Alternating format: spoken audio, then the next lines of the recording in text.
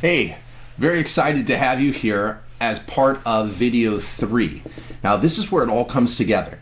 So we're focused on these recession-proof property types, and obviously, which we talked about in the last video, we're talking about getting seller financing and why they would ever offer seller financing.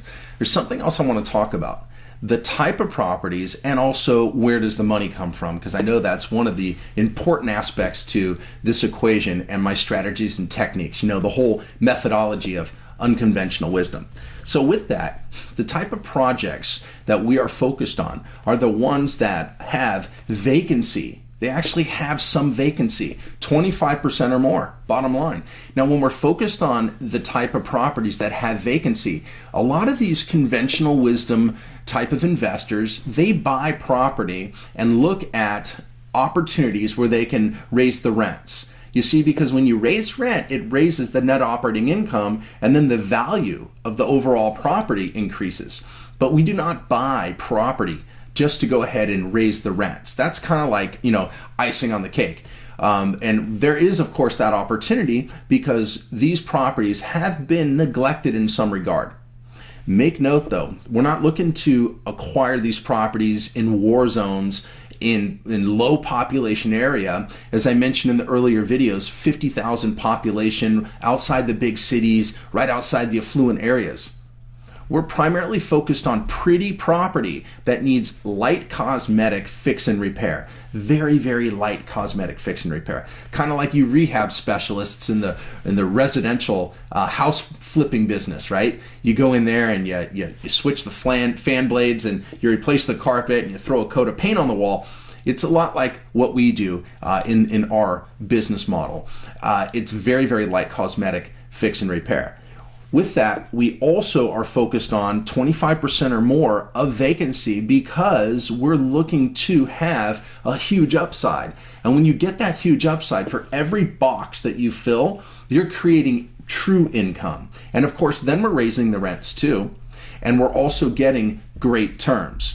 We were talking earlier about seller financing, 95% seller financing. We're also getting deep discounts, realizing that huge upside. So we're focused on the right opportunity. And the right opportunity is someone that is distressed. And that's what distressed property is. You either have a distressed seller and they're motivated for different reasons, as we talked in the earlier trainings, or we are looking at a property that's actually distressed, meaning that it could be semi-dilapidated, right? Light cosmetic, or the vacancy that we just discussed. So all of these key identifiers brings forth the right opportunity for us to get the right terms, the big discounts, and to realize that huge upside.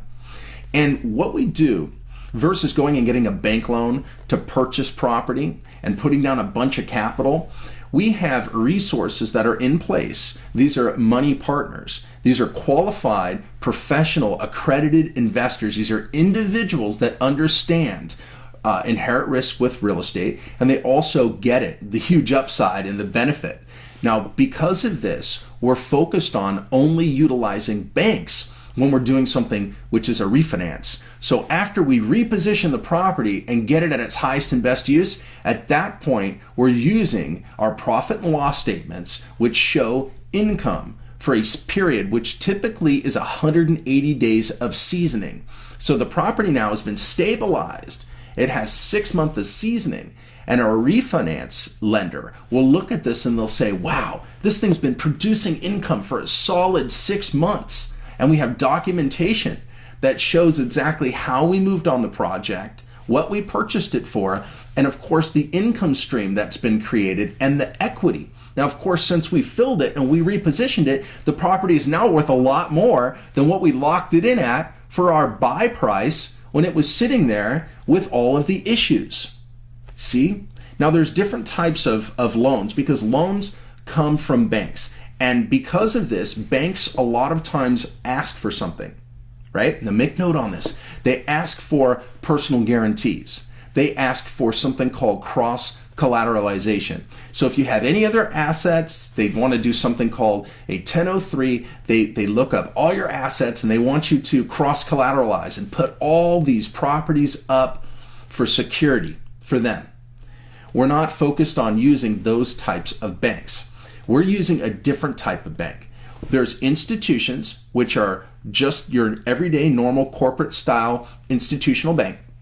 Of course, they do have the lowest interest rates, and they also have long-term loans, but you have to qualify for those. That's not what our focus is. We also have money partners as well. And these money partners, they also have a negotiable interest rate, but they're not requiring a personal guarantee. And then there's hard money lenders. And hard money is something that most people look at because of the points on the front and the points on the back and also the higher interest, and they get a little leery. But I can assure you that if we're getting in on a project with hard money, it's only temporary money. And then we use other type of more of a conventional lending format to refinance out of that. But nevertheless, we're going after something called non-recourse. Now, non-recourse means that we do not personally sign. So your credit, your FICO score, your TransUnion, Equifax, Experian, that 3-digit number, regardless if it's a 4, a 5, a 6, a 7, or an 8 in front of it, it's totally irrelevant.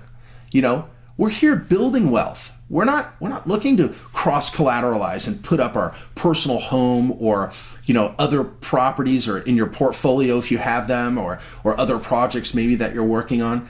None of that. You know, it's about facilitating the right opportunity. It's the merit of the project. You know, most hard money loans are non-recourse because it's in the merit of the project. And we can add some additional security instruments for these types of loans. And one of them is called a performance clause.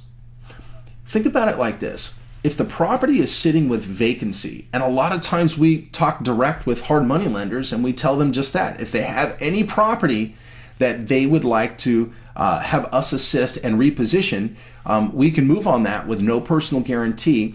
And if there's any capital improvements, they take care of those capital improvements. We come in, we facilitate the professionals, we reposition the property, and then once it's at its highest and best use, we then refinance and we purchase it, okay? We can do something in that regard called a performance clause. We let the actual person know that's creating either a seller finance note that we will go ahead and put forth a performance clause. And we talk to our professional management company and our marketing professionals. We understand exactly how many units they tell us that they could fill per month. And then what we do is we go ahead and say we can fill half that number. So if they say they can fill 20 units a month, we go ahead and say we can fill 10 units, and we put in a performance clause as a security instrument for that seller finance note. And we say, look, if we do not fill these 10 units, at that point, you can evict us because we are putting forth something. It's called a master tenant contract. We come in as a master tenant and we have the right to sublease any vacant units. It's one of my tactics. It's called master lease option. Now, I've been performing master lease option for a very, very long time. And most master lease option opportunities, coupled with seller finance notes, these opportunities exist in these current times more than ever. There's a wealth of opportunity. You can get in and you can get rich and you can stay wealthy with these type of tactics and these strategies. It's just about locating a property that meets our key identifiers. And then there's some additional things that you need to know. And with those things, we are able to facilitate, all right? There's 6 steps. There's finding, and I can show you how to find deals. There's over 100 websites to find and locate these types of properties. And I can show you some of my tips and strategies and a trick that I have where you can locate seller financing on any website out there. And I'd love to share that trick with you. And also, number 2 on the 6 steps is to pre-screen. There's investors out there that pre-screen properties and they take days, sometimes even weeks to pre-screen. I'll show you with the right information how to pre-screen very quickly, literally within 10 minutes or less. The third is to evaluate. And when you're evaluating properties, some folks take it to the extreme where they'll go and visit the property. They'll take a lot of time and energy and put it into the project before they even know their true exit. Now, I want to protect your time, and because time is the most precious asset that you can have. So that's what we need to do, is make up for lost time together. Okay, so when it comes to evaluating, I'll show you how it does not cost a red cent to do pre-contract due diligence to evaluate these properties very quickly. You know, wealthy people use systems, and I have a system for each step. So when we're moving forward, we can go ahead and find, pre-screen, evaluate, and then the next step, which is 4, is to structure the terms. Now, there's many different terms that we haven't talked about yet. There's tactics and strategies for my methodology that I'd love to share with you further. And when we're structuring, that's key, because number five is funding. And I have resources to share with you, and I can even show you how to build your own resources for number 5, which is funding. And number 6 is our true exit. Hold it for long-term financial security. That monthly income. Look, you need monthly income. If you don't have monthly income, you need it. What, $5,000 a month, $8,000 a month, $12,000 a month? Sky's the limit. If you want more income per month, just work with deals that have a little larger numbers to it. It doesn't take any longer to close on a $700,000 deal than it does to close on a $1.7 million project.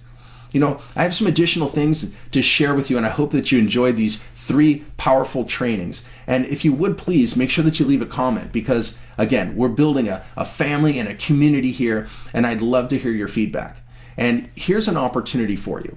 I want you to go ahead and leave your comment below and come and see me. I have a training coming up, and I'd love to have you a part of it. It's a live training. I'd love to have you there at my event, and come up, meet with me personally, and let me share with you some additional strategies and techniques, and we could take it to the next level together. I appreciate you very much, and I hope you enjoy the training. Make sure you leave your comment below and come and see me first chance you get.